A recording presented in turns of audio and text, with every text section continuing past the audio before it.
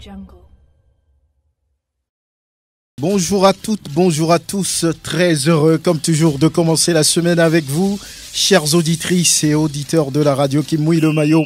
Et la 91.9, recevable aussi sur le www.sportfmtg.com. Dingue de Sport vous accueille ce lundi 6 février 2023 avec les sujets comme le CHAN 2022 et le sacre du Sénégal devant l'Algérie après les tirs au but 5-4, 0 but partout après le temps réglementaire ou bien après les prolongations, on va dire les barrières, son troisième après une première participation et une victoire sur le MENA du Niger. Vendredi, la DA nationale de football a bouclé sa phase aller depuis 2 journées déjà. ASCO champion à mi-parcours, 10 victoires, 5 nuls, personne n'a fait mieux. La SCK essaie de tenir l'AS Bina dans le top 3. Une véritable surprise de cette phase aller. Ange et Tambo Football Club sont dans le dur. Napo, son rail, joueur du mois. L'attaquant de Dito est aussi le meilleur buteur de la phase aller avec 9 réalisations. La question de l'arbitrage et les critiques récurrentes des coachs. Qu'est-ce à dire du basketball? Le Togo gagne le tournoi 3-3 international de Lomé. Dans les 2 tableaux, on en parle. Dingue de Sport de ce 6 février 2023 invite en jeu le Foliko, Latif Yorouma et Grégoire Attignon. Et la mise en onde est assurée par Théo Ajavon. Moi, je suis Franck Nouyama. Bonne arrivée. Merci de faire confiance à la radio qui mouille le maillot. Sport FM 100 ans.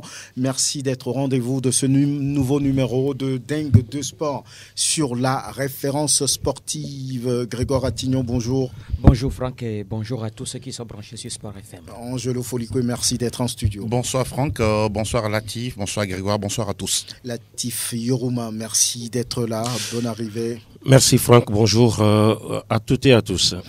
Le Sénégal gagne le CHAN, la 7e édition. Logique, Latif? J'ai bien envie de dire oui, parce que lorsqu'on voit en tout cas les Lions de la Teranga jouer du début jusqu'à la fin, c'est une équipe, ma foi, qui avait quand même proposé du contenu. C'est vrai, l'équipe a souffert d'efficacité parce que ça joue, mais ça ne marque pas. Mais il y avait de la solidité lorsqu'on voit quand même jouer les hommes de Pape Thiaw. Et donc, au final, on a vu une équipe qui quand même a poussé le pays organisateur jusqu'au tir au but et qui a fini par faire valoir sa solidité. Je crois que l'équipe a mérité, même si oui, quelque part, les Fenech également méritaient aussi de gagner, mais on parle d'un trophée pour une sélection et ma foi le Sénégal quand même s'est mieux préparé et arrive à signer ce doublé comme on le dit, CHAN Coupe d'Afrique. Même un triplé, on parle de beach soccer que le Sénégal également a gagné. Mais on va aller écouter le sélectionneur de cette équipe à prime des Lions de la Teranga, Pape Thiaw. On gagne le CHAN et les 6 ont fait notre CAN.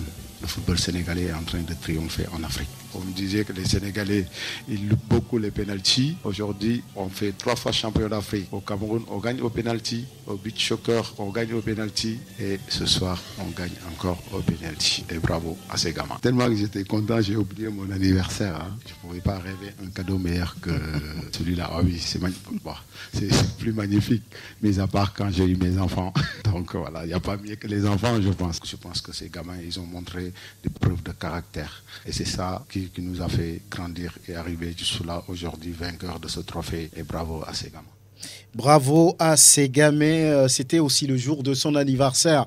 Pape Thiaw, c'est l'homme le plus heureux, on va dire.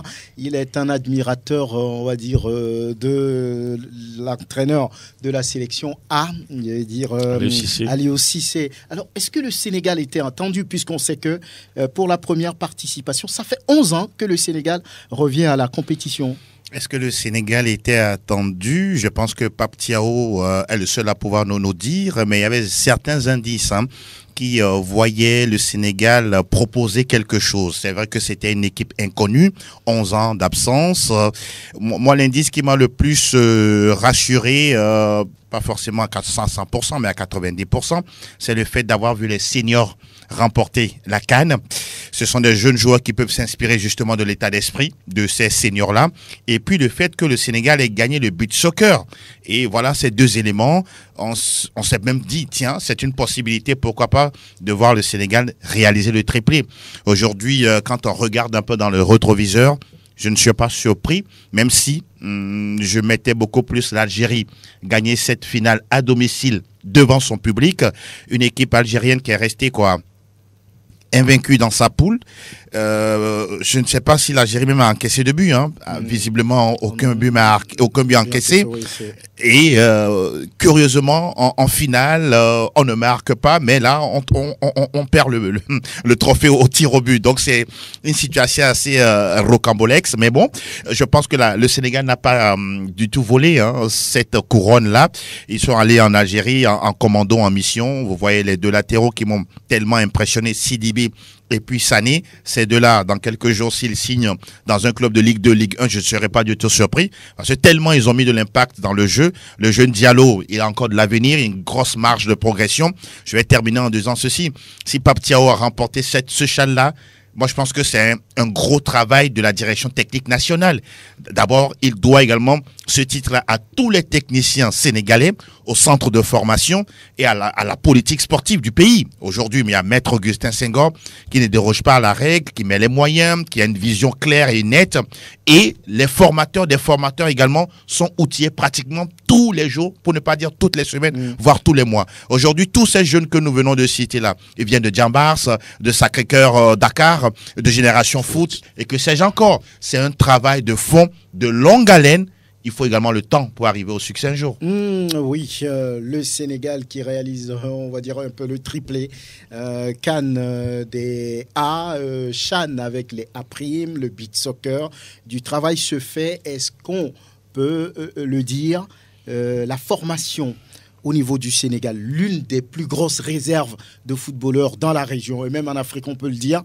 Est-ce que ces centres de formation qu'on vient de citer, comme l'a dit Angelo, Diambar, Génération Foot, Sacré-Cœur, tout cela contribue aujourd'hui, on va dire, à cette force sénégalaise? Oui, vous savez, il était arrivé à un moment où le Sénégal a connu des difficultés. Le Sénégal a connu des difficultés parce que oui, il y avait plus de joueurs de référence, que ce soit dans les grands clubs en Europe ou encore en Afrique. C'est ça qui a expliqué un tout petit peu cette difficulté rencontrée par le Sénégal entre-temps. Et pendant ce temps, il y a la formation qui a continué à travers justement l'existence de ces centres de formation. Et au fil des années, aujourd'hui, on est en train de voir le résultat.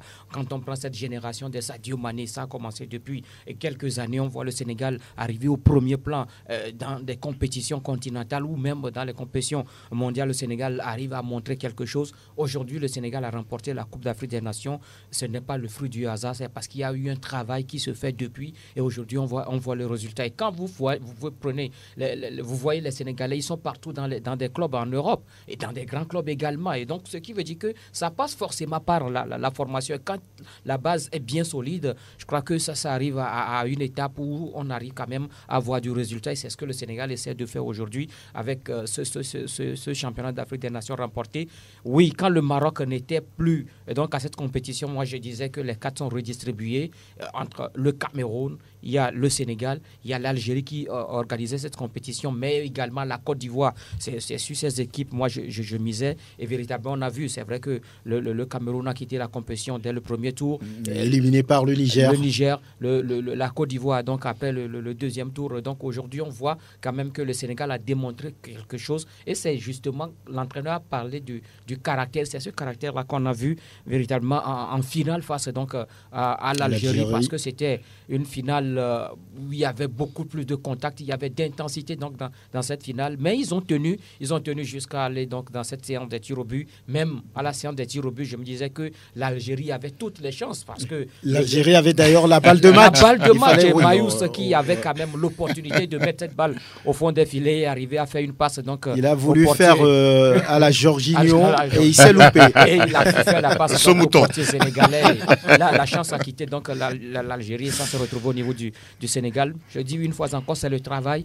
Aujourd'hui, on voit le Sénégal remporter, s'imposer donc sur le continent. Ce n'est que le fruit du travail. Et à copier. Oui, Latif, vous voulez... Oui, moi, on dit souvent, ou généralement, on dit que le CHAN, c'est quand même le rendez-vous des meilleurs championnats d'Afrique. Maintenant, il y a des exceptions. Il y a des exceptions parce que moi, je me dis, est-ce que le Sénégal est quand même l'un des meilleurs championnats d'Afrique? Je dis non. Est-ce que le Ghana est le meilleur des championnats d'Afrique? Je dis non. Mais vous les avez cités, hein, mes prédécesseurs. Ici, on a vu beaucoup plus la formation qui a parlé, qui a gagné, avec le travail qui se fait dans les centres de formation. Parce que, moi, je le dis souvent, vous pouvez avoir un meilleur championnat, mais si c'est des joueurs étrangers qui animent votre championnat, il ne peut pas s'exprimer. Votre si championnat. C'est les meilleurs championnats qui doivent gagner, par exemple l'Algérie, par exemple l'Égypte, voilà. Le Maroc, on ne devrait voir que ces pays gagner. Que ces pays gagner. Et donc, pour dire que quelque part, oui, c'est les meilleurs champions. Voilà pourquoi des propositions viennent d'un peu partout pour que la CAF puisse peut-être revoir le contenu, bien les critères, hein, de qualification de joueurs. Peut-être permettre à tous ces joueurs-là qui évoluent sur le continent, uniquement sur le continent, de pouvoir véritablement venir jouer. Parce que moi, je me dis, écoutez, si vous avez le meilleur championnat et que ce sont les joueurs étrangers qui animent votre championnat ne sera pas véritablement représenté au CHAN et 16 joueurs étrangers également ne seront pas qualifiés pour aller jouer pour leur pays. Alors ces joueurs-là restent comme ça, je ne sais pas comment dire, hein, dorment comme ça, ne peuvent peut-être pas ni jouer la Coupe d'Afrique des Nations parce que ce sont les joueurs qui évoluent sur le vieux continent qui vont arriver. Ils ne pourront pas non plus jouer le CHAN parce qu'ils ne jouent pas dans leur pays. Donc voilà un peu, bravo au Sénégal, c'est la formation qui a gagné avec tout ce que les uns et les autres ont eu à citer. Oui, l'autre surprise, c'est Madagascar. Pour une première participation, ils sont sur le podium avec la médaille de bronze. J'ai vu Madagascar un peu sur le même rythme d'envie que le Niger, même si le Niger a été tout simplement volé en éclats, hein, face à l'Algérie, le pays hôte. On n'a pas du tout reconnu la formation d'Harouna Doula. Maintenant, je pense que côté Madagascar, il y avait cette forte volonté de prouver quelque chose, notamment vous prenez le joueur qui porte le numéro 7, dont le nom m'échappe un tout petit peu, aujourd'hui qui a déjà signé, je pense sur le continent, oui, mais Algérie, au Maghreb, en Algérie justement. Donc vous voyez, au Mouloudia. Voilà, au Mouloudia d'Alger. Donc ça montre comme quoi Madagascar, certes, oui, ça aussi c'est une île. Qui connaît le Madagascar en matière de football? Quel joueur international pourra-t-on citer aujourd'hui quand on parle des Baréas? Mais vous sentez que ils étaient arrivés avec quelque chose entre guillemets de frais, mais un football simple, 2-3 touches de balle. Techniquement, ils sont au-dessus de la moyenne. Et je pense que Madagascar, première participation, médaille de bronze, ça n'arrive pas dans les grandes compétitions, hein. Je pense que ce qu'ils ont fait, ils n'ont du tout rien à envier au Sénégal ou encore à l'Algérie qui était en finale. Je pense qu'il leur avait manqué un tout petit peu quelque chose pour être dans cette finale-là. Mais bon, c'est pas aussi mauvais. Vivement travailler et revenir, pourquoi pas plus fort lors des éditions à venir. Ça ressemble un peu à ce qu'ils ont fait à la CAN 2019. Ils étaient en demi-finale, si on ne se trompe pas. Oui, donc c'est un football qui évolue. Ils ont présenté un football local assez intéressant et il semble que c'est le meilleur CHAN avec des infrastructures haut niveau. De très haut niveau, puisque l'Algérie a l'ambition d'organiser la CAN 2025 ou bien, celle qui va suivre. Oui, vous savez, c'est un challenge. L'Algérie est dans un challenge. Je ne dirais pas tout droit dans un challenge avec le Maroc, mais l'Algérie est dans un challenge de pouvoir, au travers donc de la copie qu'elle aura à rendre au sortir donc du CHAN, voire peut-être un choix, hein, une désignation pour l'organisation de la Coupe d'Afrique des Nations en 2025. Surtout que l'Algérie a quitté la scène, en tout cas depuis 90, hein, si je ne me trompe. Et donc, on se dit qu'ils sont dans ce challenge de pouvoir mieux faire. Et puis, en réalité, on ne peut pas peut-être ou bien normalement avoir une édition numéro 7 mal organisée que l'édition 2006, c'est-à-dire l'édition numéro 6. Et donc, à chaque édition, il faut que la Confédération africaine de football, il faudrait également que les pays participants et aussi le pays organisateur essayent de partir de l'organisation précédente pour donc parfaire son organisation. Et donc, au-delà de tout ça, là, ce challenge-là doit entre l'Algérie et le Maroc, vous allez voir que, regardez, parallèlement au CHAN qui se joue, il y a le mondial des clubs qui se joue avec cette campagne médiatique du pays, du royaume chérifien, qui est en train donc de vanter et les stades et le pays même. Je crois véritablement que le challenge, c'est un duel à distance qui ne dit pas son nom. Et aujourd'hui, l'Algérie est bien partie, sauf que le Maroc aussi n'a pas dit son dernier mot. De toutes les façons, le Maroc a prouvé sur le continent qu'elle avait des infrastructures capables d'accueillir même la Coupe du Monde. Ils sont d'ailleurs candidats pour l'édition 2030. On verra bien s'ils vont passer ou pas. On va marquer la pause et on va retrouver le plan national.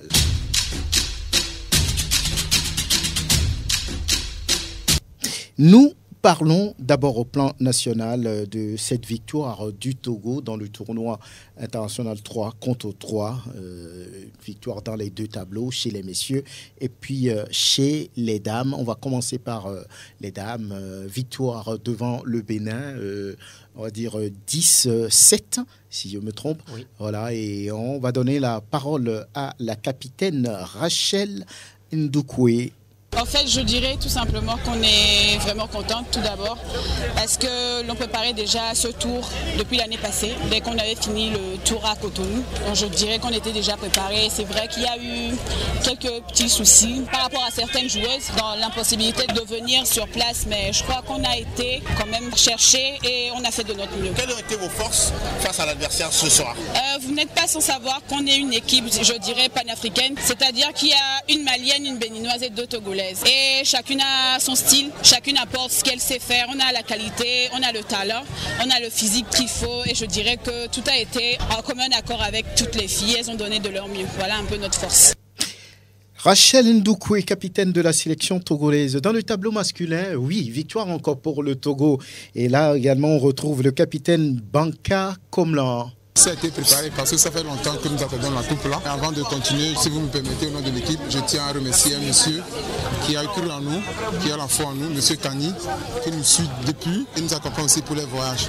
Donc pour revenir à la question, c'est la coupe qu'on a tellement attendue depuis l'arrivée de Covid, où bien avant même on avait raté la coupe là ici avec l'équipe de la France. On est parti aussi au Bénin où on a pris la 13e place. Donc cette fois-ci, on s'est dit qu'on doit montrer à nos jeunes frères d'ici au Togo, au public, que non, on a assez de talent pour pouvoir relever les défis et prendre la coupe. Bien avant, par rapport aux compétitions que nous avons participé, on a eu à gagner beaucoup d'espérance. Et le public a compris que non, il faut soutenir ses frères au lieu de soutenir les étrangers. Donc c'est ce qui nous a donné encore plus de force avec le président aussi qui est toujours avec nous du matin jusqu'au soir. Banka Komlan Maounion, le capitaine de la sélection togolaise, après cette victoire devant la Côte d'Ivoire 22-6. Angelo Foliko, oui, le 3 contre 3, ça semble marcher pour les Togolais. C'est le fait d'avoir organisé 2 CAN en la matière? Je pense que ça pèse dans la balance. Le 3 contre 3 n'était pas forcément une chasse gardée pour les basketteurs togolais. On était beaucoup plus dans le 5 contre 5, une discipline beaucoup plus classique. On rappelle entre guillemets que le 3 contre 3 aujourd'hui est devenu une discipline olympique depuis les derniers JO de Tokyo. Et on sent qu'il y a de l'engouement autour maintenant. À partir des 2 CAN dont vous parlez tout à l'heure, il y a une politique qui a été mise en place, plus ou moins réussie, mais on sent que dans les différents clubs, les joueurs s'y mettaient déjà à jouer le 3 contre 3, côté masculin comme côté féminin. Et aujourd'hui, certains même ont décidé de faire plus le 3 contre 3 que le 5 contre 5. Presque la différence se situe naturellement au niveau du nombre de joueurs et puis également au niveau du compteur. C'est quand je parle de compteur, je vais pas de chronomètre. Là, c'est fait quoi, 8 à 10 minutes maximum. Et c'est tellement intense, c'est non-stop. À part quelques petites secondes de pause où vous n'avez même pas de coach. Vous êtes vous-même votre propre coach. Donc, vous mettez en place votre stratégie et vous avancez. Je pense que on a vu une belle compétition côté dames, avec les Togolaises Rachel Ndoukoue et puis Elisa Feche, accompagnée de Tiamiou Fauziat et puis de Kadiatou Koulibaly. c'est une équipe de l'intégration africaine, quoi. Elles ont tout fait, en tout cas, pour disposer de leurs adversaires qui étaient sur leur chemin.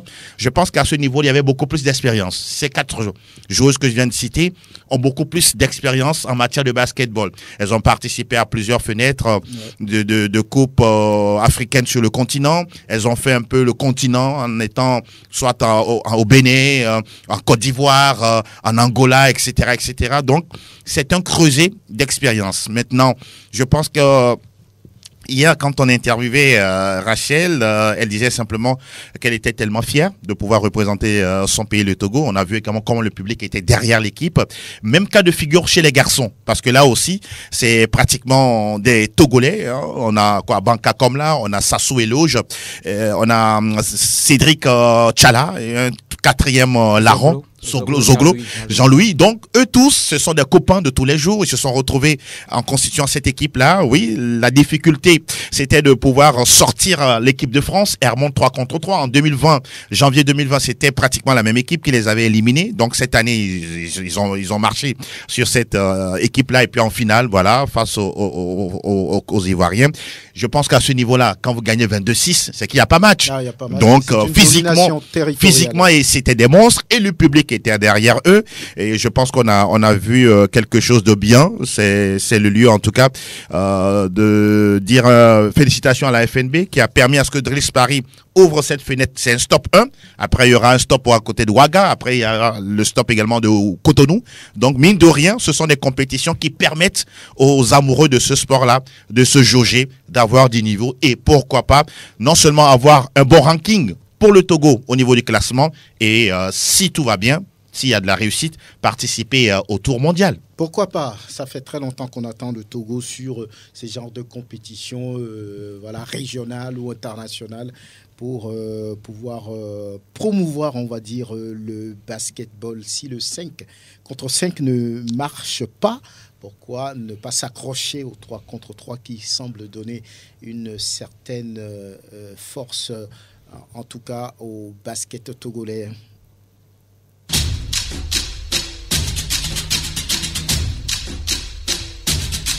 Les championnats scolaires 2020, les championnats scolaires et universitaires, bien sûr, 2023, ça commence dans quelques jours. Pour être plus précis, le 8. Qu'est-ce qu'on peut savoir avant l'ouverture de cette compétition? Zibou Ayouba, le directeur des sports scolaires et universitaires, répond. De façon globale, je peux vous dire que nous avons enregistré pour cette année 676 pour toutes les disciplines, avec une part de Lyon au niveau du football. Il y a également le handball, l'athlétisme, le judo et la natation qui, nous avons constaté quand même un faible engagement des établissements au niveau de ces disciplines. Et ça nous amène également à faire un travail avec ces fédérations-là, parce que si nous voulons promouvoir les autres disciplines, il faut faire un travail à la base ensemble avec les différentes fédérations concernées. Par rapport au nombre inscrits l'année passée, nous avons presque fait le doublé cette année avec les 676 équipes engagées. C'est du tout pas facile, parce que déjà organiser une compétition au niveau d'une discipline, c'est pas aisé, et organiser des compétitions au niveau de plusieurs disciplines et au niveau de plusieurs catégories, c'est compliqué, mais nous travaillons, nous mettons en collaboration tous les acteurs, les fédérations, les ligues, les districts, les enseignants de PS, tout le monde est mis en contribution afin que nous puissions parfaire les organisations d'une année à une autre. Le judo, la natation, le handball aujourd'hui, est-ce que ces disciplines sont vraiment connues à l'intérieur du pays? Heureusement ou malheureusement, il faut commencer pour constater, parce que si on n'avait pas inscrit ces disciplines, on n'aurait pas peut-être pu faire le constat que ces disciplines ne sont pas connues à l'intérieur de notre pays. Donc nous avons quand même constaté un faible engagement des établissements. Nous avons enregistré 0 même dans certaines régions. Ça nous interpelle.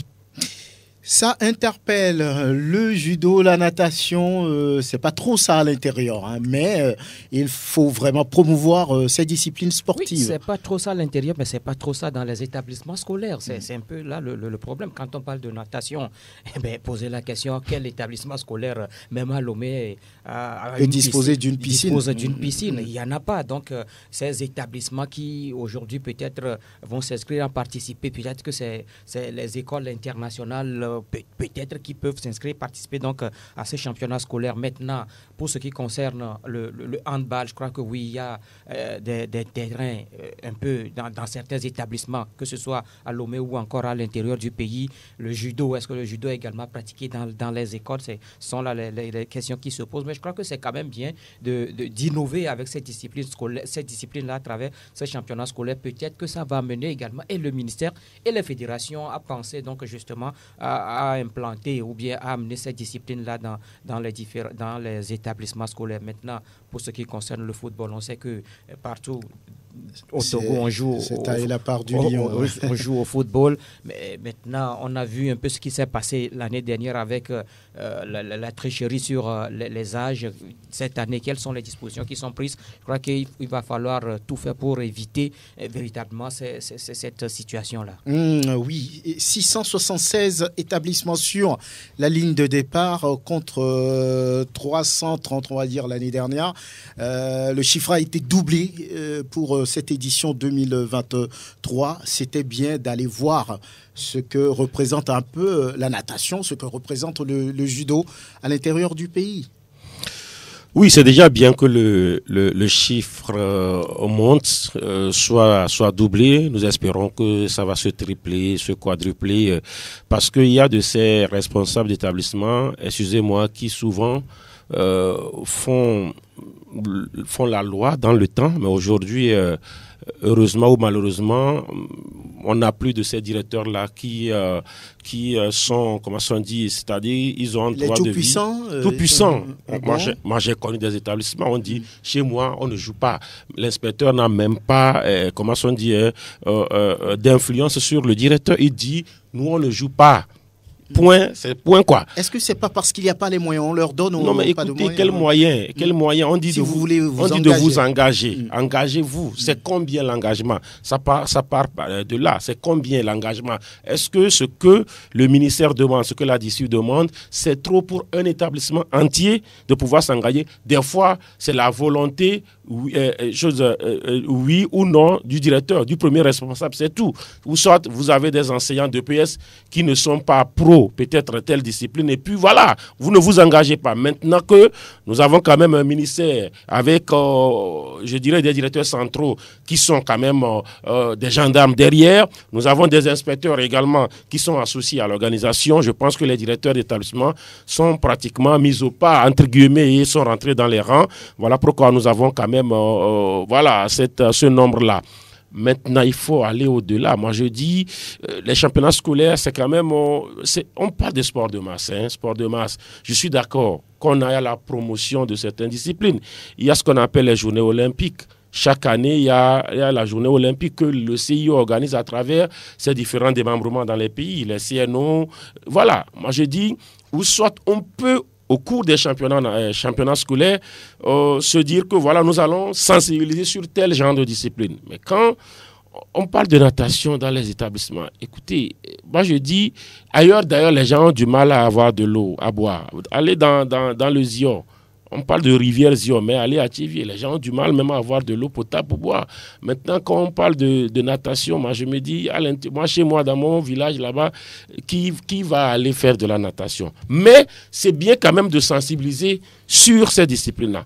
Mais aller jusqu'à les injecter, moi je dis que c'est de l'audace. Maintenant, des fois l'audace est payante. Sauf que j'ai du mal véritablement à voir la natation et le judo. Parce que quand on parle de dojo, même à Lomo ici, je ne sais pas combien d'établissements ont des dojos à l'heure. Donc, c'est quand même de l'audace de la part du ministère des Sports, Madame le ministre, le directeur Zibo Ayouba, de quand même aller vers cette discipline-là. Mais je préfère beaucoup plus la discipline collectif, oui, les sports collectifs en réalité. Les sports collectifs dans les établissements, ça va donner plus, ça va beaucoup plus prendre que d'aller véritablement vers ces disciplines. Ce n'est pas quand même de la discrimination, ce n'est pas de la discrimination, mais sincèrement, c'est compliqué de parler de natation dans les championnats scolaires. Vous parlez des réalités du terrain, Angelo. Lorsqu'on évoque les sports scolaires et universitaires, dans votre tête déjà, qu'est-ce qu'il se passe? C'est un véritable creuset. J'ai même l'impression que ce secteur-là n'est pas suffisamment exploité. Pour ceux qui sont des années 60, 70, 80, ils vous raconteront toujours comment les bons footballeurs, les bons handballeurs, les bons volleyeurs, les bons tennismen ont été, et les bons athlètes ont été détectés, et ils ont en tout cas hissé haut le drapeau togolais lors des différentes compétitions internationales. Je pense petit à petit que l'on voit une forme de renaissance de la part du ministère des Sports, couplée au travail de fond fait par le directeur des sports scolaires et universitaires. À mon humble avis, ça reste un défi. Un gros défi, surtout en alignant la natation et puis le judo. J'espère simplement que lors de ces championnats 2023, on verra des compétitions pas forcément de haut niveau, mais il faut commencer quelque part. La réalité aujourd'hui, Franck, vous aimez l'athlétisme, moi je préfère peut-être la boxe. Quelqu'un d'autre comme Latif peut-être aime beaucoup plus le volleyball. Grégoire va préférer le tennis de table. Donc pratiquement chaque enfant dans son être aime une discipline. Maintenant, tout dépendra des moyens, des conditions de vouloir faire la promotion de ces sports-là. Comme je l'ai dit tantôt, ça reste un défi. Nous espérons simplement que ces défis-là vont être relevés. Voilà, on va voir un peu ce que ça va donner. Ça commence le 8 février, on vous le rappelle. Et lorsqu'il s'agira de certains matchs de football, vous allez pouvoir les vivre sur les antennes de la référence sportive.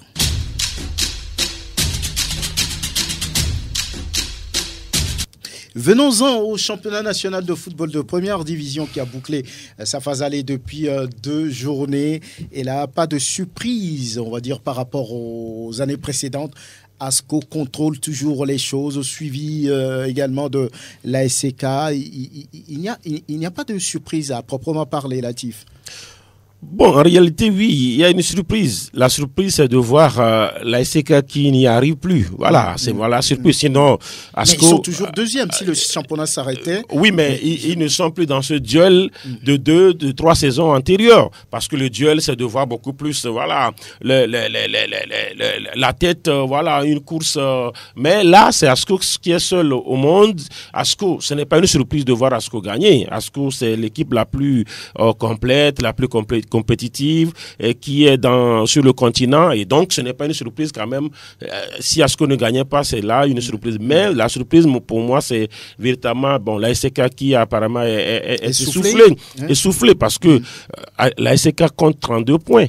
2 longueurs seulement de l'AS Bina qui est troisième, vous voyez un peu. Et puis derrière, les autres équipes qui arrivent, ça bouscule. Ça suppose que la SCK est même véritablement en proie. Y a-t-il un problème au niveau des chauffeurs? Oui. On parle d'instabilité au niveau même du staff technique. Non, il y a un problème. Le problème, c'est qu'ils ne gagnent plus. Voilà, c'est le problème. Maintenant, est-ce que c'est les joueurs qui sont fatigués? Est-ce que c'est un problème de staff? L'autre fois, on a écouté l'interview de Gueuler et Inoussa, et qui apparemment faisait un procès à Sibabi Akpo Aziz, comme quoi il a l'intention que les ordres viennent d'ailleurs. Bon, écoutez, on a l'impression, nous tous, nous avons cette impression-là. Parce que, écoutez, quand la SCK joue, on sait que la SCK, a un entourage qui est là, ils ont un directeur sportif qui est là, ils ont un directeur, je ne sais pas comment il faut l'appeler, je ne sais pas s'il est directeur technique maintenant ou bien quoi, je veux parler de Jonas Kokou comme là, qui est toujours là. Je sais qu'il y avait Tchagara, mais Tchagara n'est plus véritablement sur le banc, mais quand vous posez des questions, on va vous dire que Tchagara est toujours à la SCK. Et donc, maintenant, Sibabi Akpo Aziz, qui travaille seul, qui était adjoint à Tchagara. Maintenant, Tchagara n'est pas là, ça suppose qu'il est seul. Maintenant, il est seul, assisté de qui?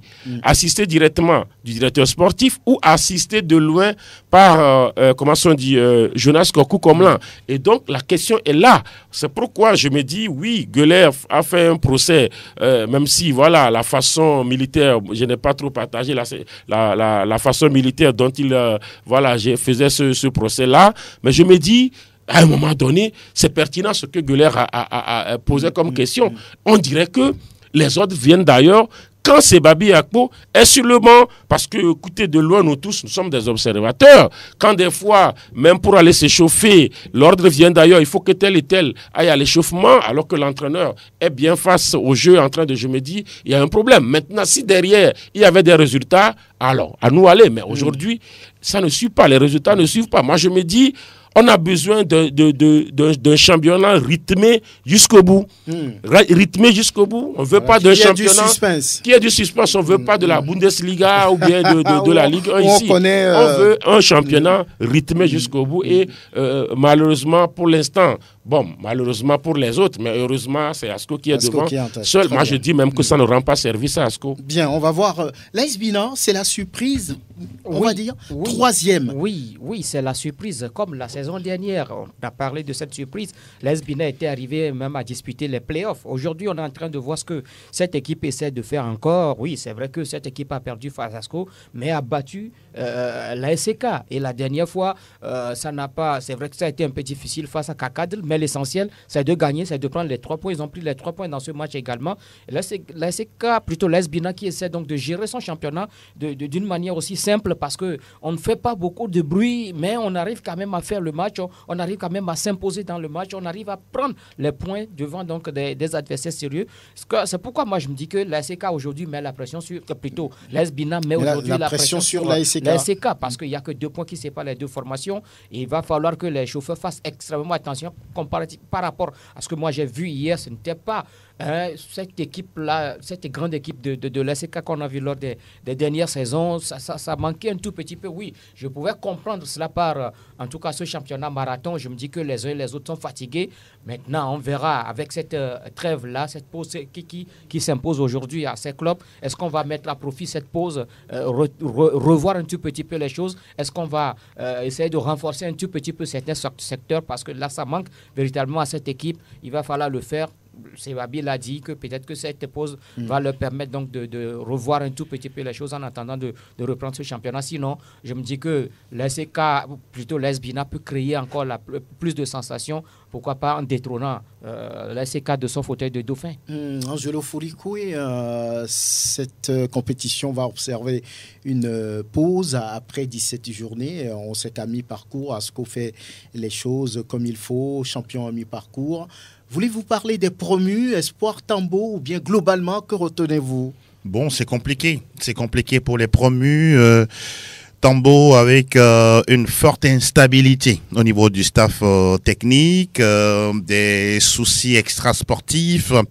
On ne sait pas qui vraiment dirige le club, même si c'est vrai on a un président d'honneur, on a une présidente, mais vous sentez que aujourd'hui le groupe même, l'effectif, n'est pas forcément de qualité. On vous parle de jeunes joueurs qui avaient été à Tambo avant la montée et qui ont conduit le club à la montée, et également d'autres joueurs pris ça et là pour un peu compléter l'effectif.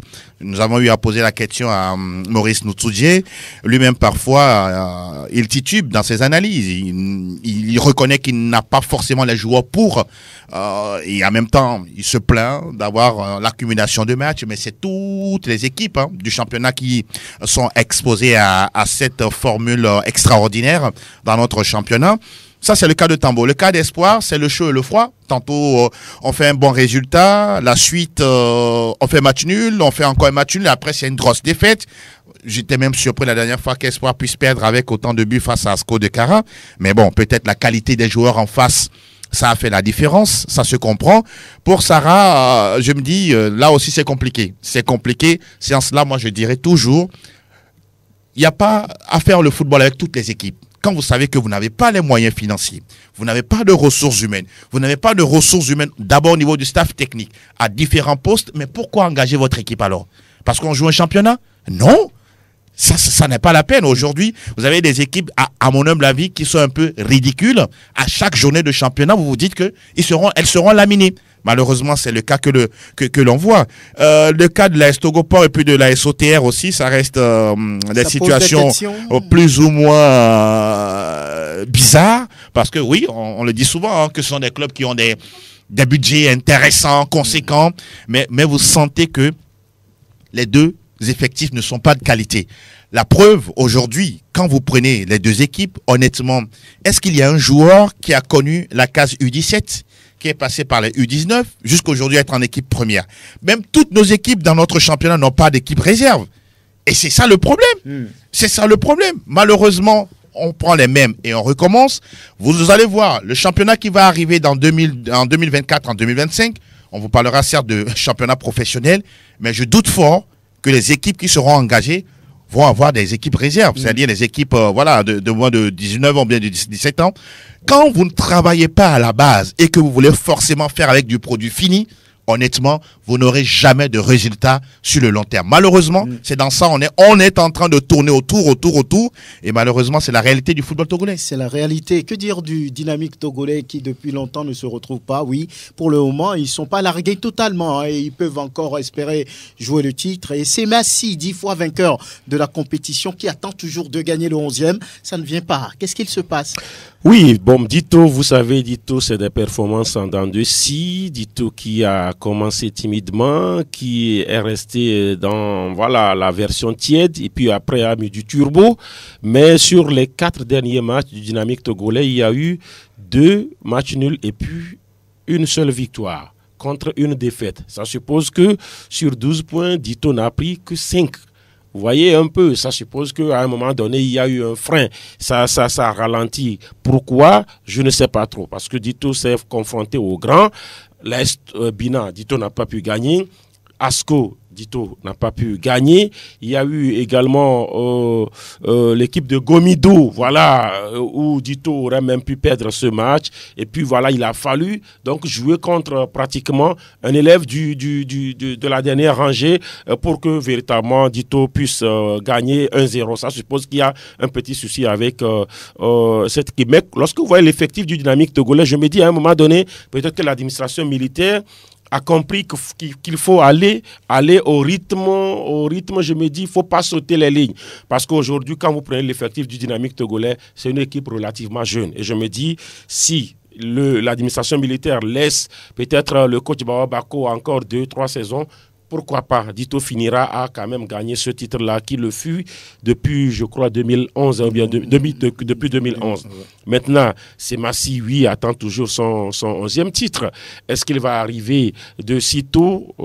Personne n'a peut-être la réponse. Mais lorsqu'on s'embarque dans un projet, peut-être on peut aller vers, si c'est Massy décide d'aller vers un projet, parce que Tchanilé a été signé pour 3 saisons, et lorsque vous scrutez véritablement les lignes du projet, il faut qu'au bout de ces 3 ans, si véritablement Tchanilé a toujours la direction du club, que le 11e titre arrive. Ça suppose que Massy n'est pas véritablement lancé à aller chercher un titre cette saison. Si ça arrive, alors pourquoi pas, mais ce n'est pas véritablement l'objectif premier. Mais sur la 2e saison, Massy se doit d'aller chercher peut-être une place continentale, mais il n'y aura pas d'excuse à la 3e saison. Cette équipe de Massy, elle est moyenne cette saison. Lorsque vous la voyez jouer, ce n'est pas une équipe flamboyante, mais ce n'est pas aussi une équipe ridicule dans la production du jeu et puis dans la finition. Massy se cherche. On a vu ce qui s'est...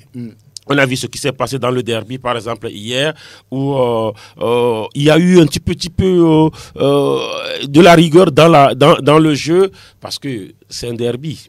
J'ai eu la chance de suivre les 2 derbys et j'ai vu 2 équipes mieux jouer dans le derby que contre les autres équipes.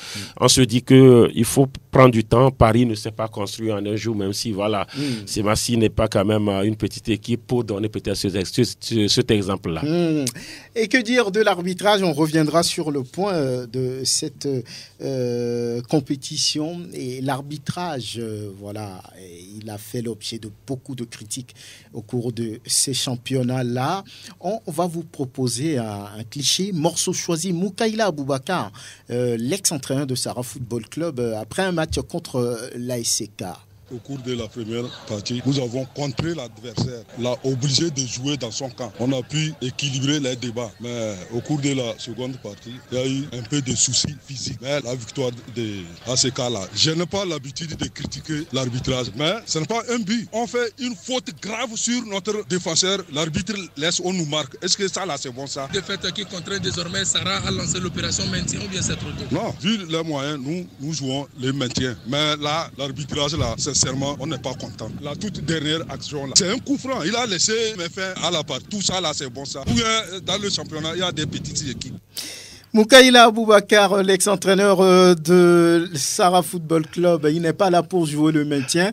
En attendant, il faut dire que Sarah Football Club est en train de souffrir. Parole à Ntale Kokou, chef du département de l'arbitrage à la Fédération togolaise de football. Aujourd'hui, la prestation des arbitres est mitigée. Le constat est clair. Il y a des matchs sur lesquels il y a des contestations. Mais est-ce que ces contestations sont vraiment réelles ou fondées? Nous avons aujourd'hui la chance d'avoir des clips sur presque tous les matchs du championnat d'élite et sur quelques matchs du championnat de deuxième division. C'est vrai, il y a des matchs sur lesquels les arbitres ont eu à commettre des erreurs, mais ces erreurs ne sont pas aussi criardes que ça. Et je crois que pour l'instant, les arbitres sont en train de faire quand même beaucoup d'efforts en ce qui concerne leurs prestations. La performance des arbitres aujourd'hui est appréciée en D1 comme en D2, mais il y a encore beaucoup à faire. Pourquoi, à votre avis, chaque fois, les entraîneurs sortent pour critiquer les arbitres, les supporters, les dirigeants? C'est parce qu'ils ne maîtrisent pas les lois du jeu ou c'est quoi finalement? Parce qu'ils ont perdu? Parce qu'ils ne maîtrisent pas les lois du jeu.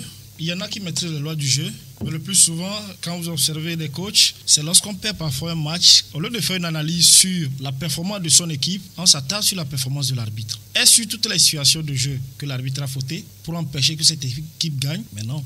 Il y a effectivement certaines accusations. Nous sommes obligés de prendre des clips pour voir si ces accusations sont fondées ou pas. Et quand nous analysons, nous voyons parfois que les arbitres ont eu à prendre de bonnes décisions. Grégoire Attignon, vous êtes souvent sur le terrain.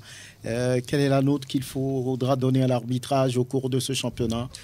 Du moins, après les 17 journées, sincèrement, je donne... Ils sont moyens? 5 sur 5 10. Sur 10, oui. Voilà, la moyenne. Et vous, Angelo? 5 également. Moyen. Latif. Oui, je pense que voilà, ils sont moyens. Ils sont moyens, mais maintenant un arbitre qui a 5. Joe, on t'a dit 5. Donc il donne la note. Ce n'est pas bien pour lui. Oui. Quand on est moyen. Voilà, c'est le détail que je voudrais peut-être ajouter. Ils ont 5, d'accord, mais est-ce qu'un arbitre qui a 5, est-ce que c'est la bonne note? Il doit faire mieux. Est-ce que les clubs exagèrent, les coachs exagèrent, puisque c'est eux les premiers? Certains, oui. Certains coachs, oui. Parce que certains coachs... La dernière fois, vous avez suivi un match entre Dito et puis Gomido. Oui. Il semble que là, c'était compliqué. Où le coach a refusé de se prononcer. Parce que oui, des fois, ils réagissent à tort, des fois à raison. Mais l'autre fois, il aurait pu réagir à raison. Parce qu'on a tous suivi ce match-là où Gomido a été lésé sur des décisions arbitrales. Maintenant, il y a certains entraîneurs qui exagèrent. Parce que je ne vois pas cet arbitre-là qui peut finir un match sans commettre d'erreur. Mais, oui, non, il n'y en a pas, Franck, il n'y en a pas. Un arbitre qui peut, non, il n'y en a pas. Il y a toujours des erreurs. Mais on peut faire un match sans erreur. Non, il y a toujours des erreurs. C'est vrai. Il y a toujours des erreurs. On fait quelque chose. Une erreur, c'est quoi? Même quand comment on dit, deux arbitres, ça dit que se contredit, c'est déjà une erreur. Tel dit que la touche est pour telle équipe, l'autre dit que c'est déjà une erreur. Maintenant, quand l'erreur est répétitive, ça ne devient plus une erreur, ça devient une faute. Mais pour certains arbitres, sincèrement, quand une erreur surtout influe sur comment on dit, influence le résultat final, c'est assez grave. C'est assez grave que des gens mettent des millions, que des gens mettent de l'énergie, que des gens mettent une saison à préparer et que une erreur d'arbitrage puisse venir, par exemple, envoyer un club en deuxième division, envoyer toute une communauté en deuxième division. Regardez ce qui s'est passé, par exemple, l'autre fois au municipal. Si sur ce match, par exemple, Gomido se retrouve en deuxième division, on va dire que c'est une erreur. Et donc, moi, je dis, oui, on ne va pas tuer les arbitres parce que, sincèrement, sur certaines actions, c'est les arbitres qui ont raison. Mais sur d'autres, Maintenant, est-ce qu'il faut arrêter? Maintenant, il ne faut pas que les responsables des arbitres essayent de... Non. Ces arbitres-là doivent mieux faire. Ils doivent se reprendre. Ils doivent se reprendre sincèrement parce qu'il y a certains trucs, vous ne comprenez rien des décisions des arbitres. Des fois, vous voyez un arbitre qui décide. C'est ça même, c'est là où... Cet arbitre-là, il est dangereux. Hein. L'arbitre qui décide de mal siffler, il est dangereux. Mais l'arbitre qui voit le match, on voit que le match échappe à l'arbitre, c'est autre chose. Très bien. Mais quand c'est l'arbitre même, de façon lucide, qui décide de changer le cours d'un match, il est dangereux, très dangereux d'ailleurs. Très bien, on verra bien tout ça. C'est un peu comme la parole des coachs contre celle des responsables des arbitres. C'est ce qu'il se passe et rapidement on va voir le prochain calendrier de la D2. On reviendra naturellement sur cette histoire des critiques au niveau de l'arbitrage et la D2 qui va boucler sa phase aller aussi à partir de demain, la 13e journée et le calendrier que nous allons demander à Grégoire Attignon de nous proposer. Déjà demain mardi, Fodan de Dapaon reçoit Koroki Metete de Djamba. Le match se joue au stade municipal de Kara. Au stade municipal de Sokodé, Agua de Kosuntu donne rendez-vous à Maranatha de Fiokbo. Mercredi, Kotoko de Ladier joue face à Doumbé de Mango au grand stade de Palimé. Sur le terrain d'Agaza à Gbossime, l'étoile filante s'explique avec Ifodje Datapame. Les deux derniers matchs de cette 13e journée du championnat de 2e division se jouent jeudi. À Sokodé, le leader Bikenti de Bassar reçoit Arabia de Tablibo. Et puis, gros duel à Agoué entre la Jeunesse Club d'Agoué et Agaza de Lomé. Voilà, et on va pouvoir remercier nos invités. On n'a pas le temps, il y avait beaucoup de sujets à débattre, notamment le retour de Bentete Adjaka à la tête de l'étoile filante. Un retour pour, voilà, peut-être... Là, on va lui signer 5 ans. Normalement, il vient terminer ses 5 ans, mais maintenant, pas de 3 ans. Maintenant, pas de 3 ans. Oui, mais il y a des coachs qui ont gagné des championnats, on les a renvoyés. Quand on prend Fabio Capello, par exemple, avec le Real, ils ont été renvoyés. Toujours. Voilà. Donc, ça peut arriver. Bon, on va revenir sur ce débat dans les prochaines émissions. Merci Angelo, merci Latif, Grégoire Attignon, Théo, à bientôt.